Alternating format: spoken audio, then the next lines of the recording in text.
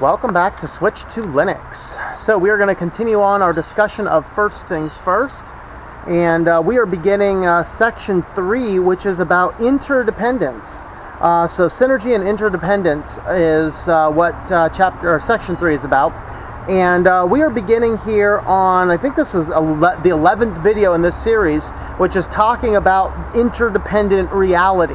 And so we have to understand the concept of interdependence versus independence, because we're like, in America we have this thing, this rugged individualism. We seem to completely want everything all on our own selves and our own merits, and we don't often give enough credence to people who would give us, for example, essentially anything else that we don't want to incorporate other people into our success, and we oftentimes think that we have to be so tied in to just to ourselves and do everything ourselves. And the reality is we are not made by or created in any way to be completely independent. There's always other people important in our lives, and this is called interdependence.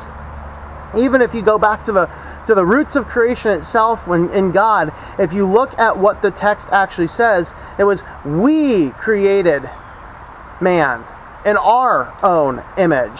It was the Trinity, the God, the Father, the Son, and the Holy Spirit together in and of itself is an interdependent situation. We were created for fellowship and things like that. And so the interdependent reality starts out to talk about basically four fundamental aspects of our life. So we want to live, to love, to learn, and to leave a legacy. And that's kind of all of us, you know. You've maybe heard this expression, I don't live to work, I work to live. That's an expression that means I don't want to donate every bit of my life just to going out and working. I don't want to spend my entire life building somebody else's company. I want to spend time doing things that are important for me, because I might have better dreams and goals, and when we become in tune with our dreams and goals, great things can start to happen. But if I'm too busy just giving up all of my time to the boss, that's in and of itself a challenge. Not that you can't find good fulfillment in your work. But we want to live. We want to love. Love in and of itself is an interdependent reality. To love somebody, whether that's a spousal relationship or a parent-child relationship or just a friend relationship, or a mentor relationship, these are all relationships that are very good and very important, and the love inside of those is so deep. And then to learn, those of us that really just want to learn more about our life, how to better our lives, how to become better people, we have this ability, and it's oftentimes, we can't, on some fundamental level, we can't learn everything by ourselves. Even if it's just a matter of sitting down and reading a book to learn, that's still interdependent on somebody else to write that book. That is important. And then to leave a legacy. And so to leave a legacy means that all of us tend to want to leave something, and hopefully it's not a legacy of crazy parties or something. But a lot of us we just have this desire to leave behind something. What is the reason we live? What is the mark we have left on the world? That is a legacy. And so the authors talk about the problem of this whole independent paradigm, of what happens, what causes it, what is the result of this independent paradigm. And basically you get a pollution of those four underlying fundamentals. So we rush to live.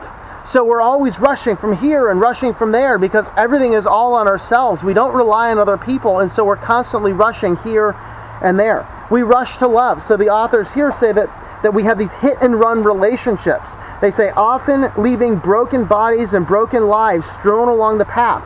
The problem here is that as we approach life from an independent framework, we will never find fulfillment. And once we start getting close to somebody else, we can ruin the relationship and go off to other things.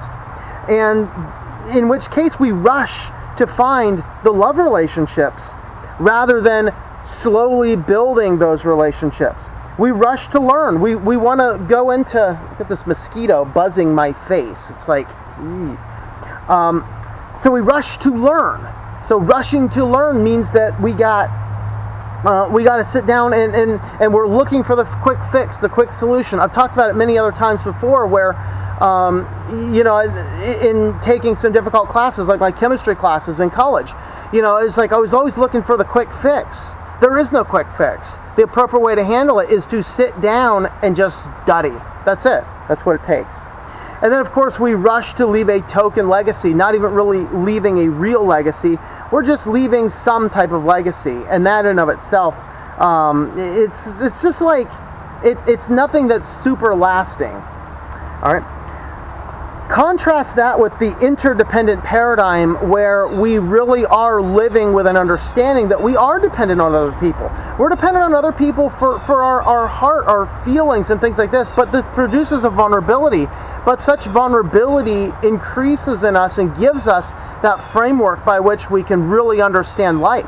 And this is why losing relationships is so damaging in all areas of our life. Man, if you go through a loss of a relationship in one area, it will greatly affect all of the areas and aspects of your life. So they talk about some principles. So number one, is, as far as interdependent living, which is essentially the reality, is that all public behavior is ultimately private behavior. And I had to read that a few times to understand what they were talking about. But what they're talking about, all public behavior is ultimately private behavior. What that means is that all of the things that happen in public is a mirror and a reflection of how we live our private lives. So to take this in context, there was this big issue with PewDiePie this week where he's playing a video game and he just yells out the N-word about something, and then people start to question and say, well, if you so callously throw that word out, it probably means at some fundamental level that is how you live your life privately.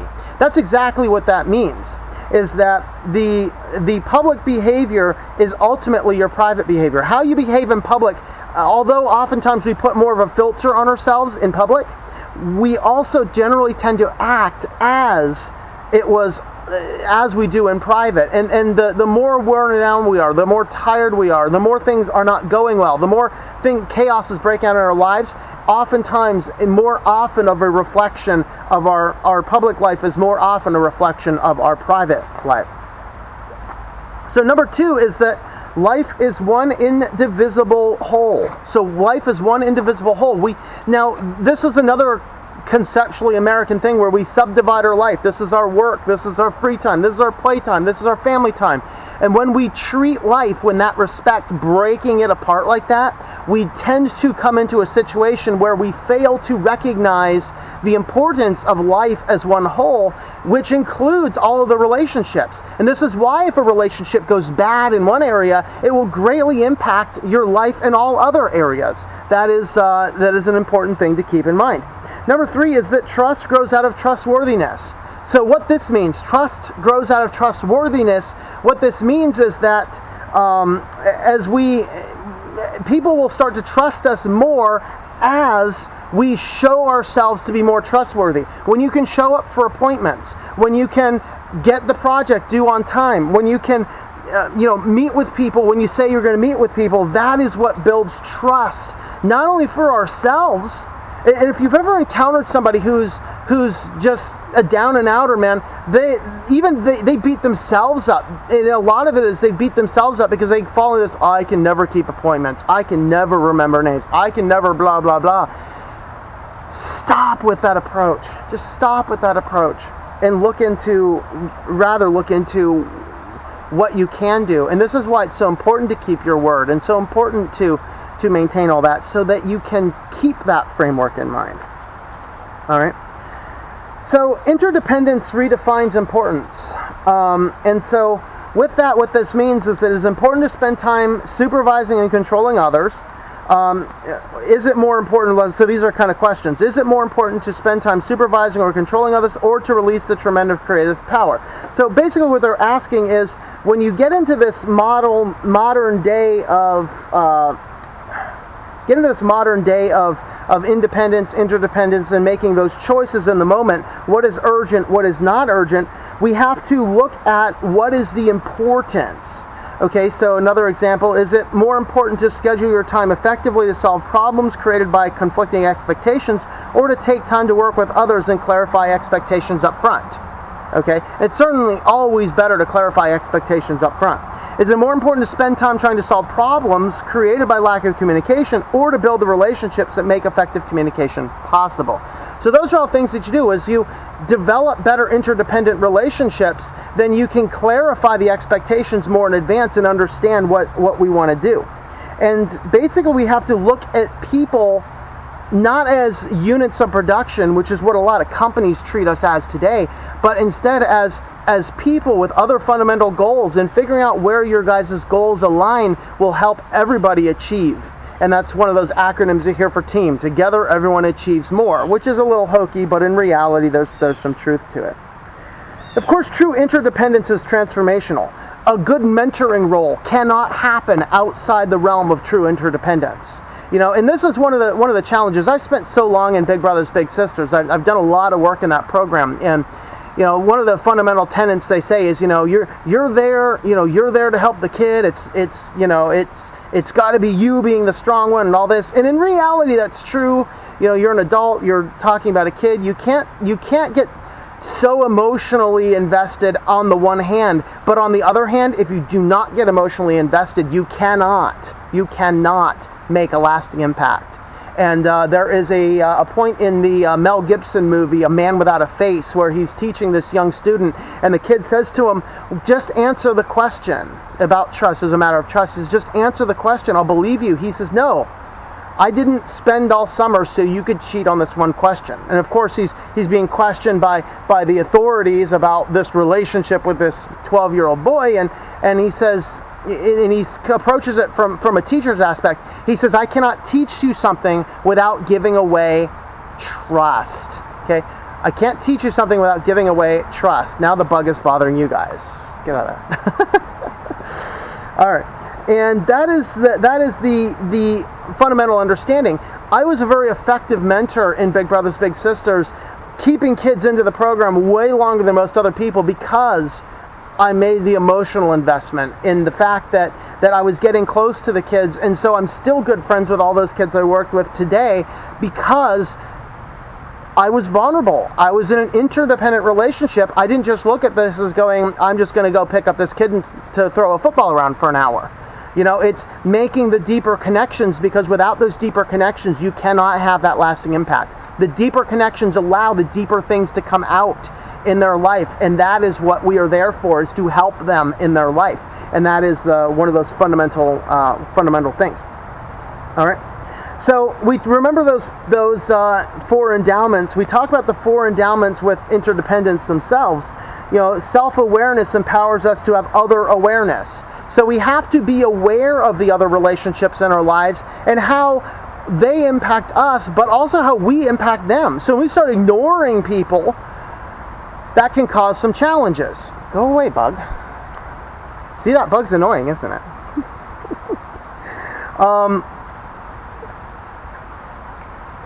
So looking at the thinking, the consciousness, because we understand conscience, we know what it's like to be part of a collective conscience. So what is the right thing to do in course of various relationships? We value working together to discover true north, and having the humility to realize our own understanding may be limited. And this is why when you're working on a writing project, I always bring in other people to help with my writing projects, because I want diverse views so that I'm not putting myself someplace because of my own collective ignorance. There's things about us, like, use the best analogy, you just eat a big old plate of spaghetti and you got stuff all over your face, right? Man, if you got stuff all over your face, you're the last person that knows it, unless you look in a mirror. But oftentimes we don't have a mirror that will reflect to us our weaknesses or our prejudices or things like that. We need other people to help with those realities. Through our independent will, we can work to achieve interdependent will. So an interdependent will means that we are going to have experiences. So we find deep satisfaction. Excuse me, I missed my spot. I was reading from the book here and I've missed my spot. Okay, we can agree to work together in win-win ways to accomplish worthwhile purposes.